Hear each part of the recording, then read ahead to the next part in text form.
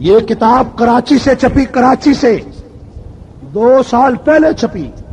میں نے کراچی میں 24 اپریل 1992 کی کانفرنس میں اس کراچی نشتر پارک میں کراچی کی انتظامیہ کو یہ کتاب پیش کی تھی، لیکن آج تک یہ کتاب ضبط نہیں ہوئی۔ اس کتاب میں کیا لکھا ہے؟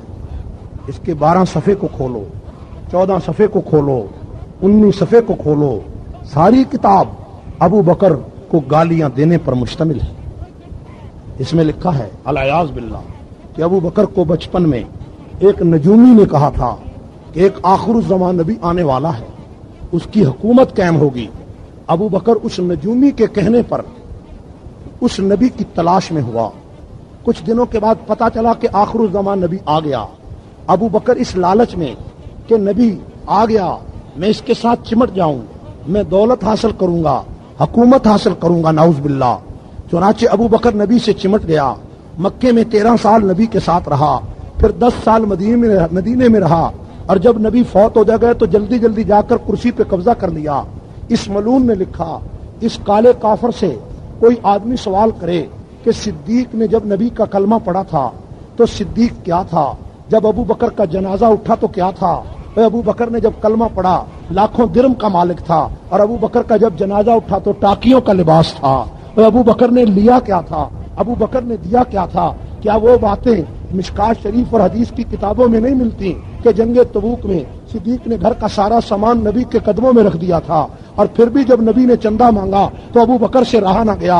عائشہ صدیقہ فرماتی ہیں، تفسیر جمل میں ہے کہ میرے والد ساری رات اس طرح دیوار پر ہاتھ پھیرتے تھے۔ میں نے کہا ابا جان کیا دیکھتے ہیں؟ تو میرے والد نے کہا کہ عائشہ تجھے نہیں پتا، میرے نبی نے چندہ مانگا، میں نے گھر کا سارا سامان تو دے دیا، لیکن اب 4تھی مرتبہ نبی نے جب اپیل فرمائی تو میں سوچتا ہوں کہ ایک کپڑا سینے والی سوئی میں نے یہاں لٹکائی تھی، میں کہتا ہوں وہ سوئی بھی میرے گھر میں رہ جائے، وہ سوئی بھی ملے تو وہ بھی نبی کے چندے میں اور دفاعی فنڈ میں دے دوں۔ چنانچہ وہ سوئی ملی، وہ بھی پیغمبر کے دفاعی فنڈ میں دے دی۔ اما عائشہ فرماتی ہیں کہ نبی علیہ السلام نے جب 5ویں مرتبہ چندہ مانگا کہ 30,000 صحابہ کا لشکر 2.5 لاکھ رومیوں سے مقابلہ کرنے جا رہا تھا، صحابہ کے پاس پیسہ نہیں تھا، رسول اللہ کے پاس چندہ نہیں تھا۔ قرآن پاک نے اس جنگ کو جیش عسرت کہا کہ یہ تنگی والا غزوہ تھا۔ اس جنگ کی تعریف قرآن نے کی ہے۔ ابو بکر ساری رات کروٹیں بدلتے تھے 5ویں نبی کی اپیل پر۔ اما فرماتی ہیں میں نے پوچھا ابا جان آج کیا ہوا، ساری رات آپ سوئے نہیں؟ فرمایا عائشہ میں سوچتا رہا کہ میرا پیغمبر پھر چندے کی اپیل کرتا ہے، اب تو دینے کے لیے میرے پاس کوئی چیز نہیں، میرے تن پہ کچھ کپڑے ہیں، یہ بڑے مہنگے کپڑے ہیں، 32 درم گز کا کپڑا ہے، میں چاہتا ہوں کہ یہ کپڑے اتار کر میں نبی کے قدموں میں ڈال دوں تاکہ پیغمبر کی اپیل کا حق ادا ہو جائے۔ اما فرماتی ہیں کہ صبح ہوئی، میرے والد مدینہ کے بازار میں گئے، وہاں اپنے کپڑے اتار دیے، وہاں سے ٹاٹ کا لباس خریدا اور ٹاٹ کا لباس پہن کر اور جو چندے جو کپڑے فروخت کیے وہ پیسے لے کر نبی کے پاس آ گئے، وہ پیسے نبی کے دفاعی فنڈ میں دے دیے اور خود ٹاٹ کا لباس پہنا تھا۔ تھوڑی دیر ہو گئی، ابو بکر نبی کے پاس بیٹھے ہیں کہ آسمانوں سے جبریل امین آئے، اور جبریل امین نے رسول اللہ سے کہا اللہ کے رسول اللہ تعالیٰ نے آج آسمانوں سے ابو بکر صدیق کو سلام بھیجا ہے، اور ابو بکر سے اللہ پوچھتے ہیں کہ ابو بکر سے یہ پوچھ کر بتاؤ کہ کیا اس حالت میں بھی ابو بکر خدا سے راضی ہے کہ کل وہ کلمہ جب نبی کا پڑھا تھا تو لاکھوں درم کا مالک تھا، آج پیغمبر پر کلمہ پڑھنے کی وجہ سے آج اس کا لباس ٹاکیوں کا لباس ہے اور ٹاٹ کا لباس پہن کے یہ نبی کی محفل میں آیا ہے۔ جب رسول اللہ نے جبریل کی یہ بات سنی تو پیغمبر نے ابو بکر کو اللہ کا سلام دیا، یہ واقعہ سنایا کہ اللہ پوچھتے ہیں کہ اس حالت میں بھی ابو بکر خدا سے راضی ہے، تو صدیق کی چیخیں نکل گئی۔ حدیث کی کتابوں میں ہے کہ ابو بکر زاروں قطار رونے لگے، فرمایا اے اللہ کے رسول یہ تو میرے کپڑے کی ٹاکیاں ہیں، ابو بکر کے جسم پہ ٹاکیاں لگ جائیں، ابو بکر کی چمڑی ادھر جائے، ابو بکر تب بھی خدا پہ بھی راضی ہے، مصطفیٰ پہ بھی راضی ہے۔ مجھے بتاؤ سجاول کے لوگوں، یہ کتاب کہتی ہے کہ ابو بکر نبی سے اس لیے چمٹا تھا کہ دولت حاصل کرے، پیسہ حاصل کرے۔ بتاؤ جس نے کلمہ پڑھا تھا لاکھوں درم کا مالک تھا، اور جب جنازہ اٹھا ٹاکیوں کا لباس تھا، ابو بکر نے لیا کیا تھا، دیا کیا تھا؟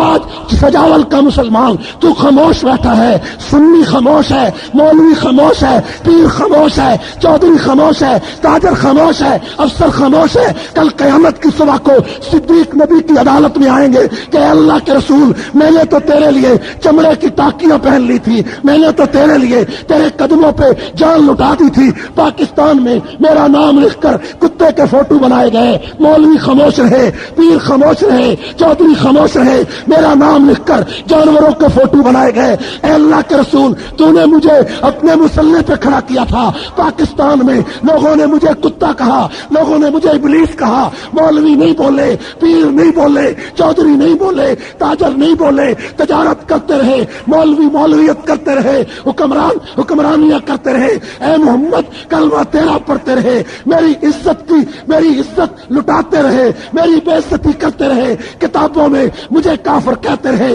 بتا سجاول کے سنی تو کیا جواب دے گا؟ رسول اللہ کی عدالت ہوگی، تیرا گریبان ہوگا۔ بتا قیامت کی صبح کو کیا جواب دے گا؟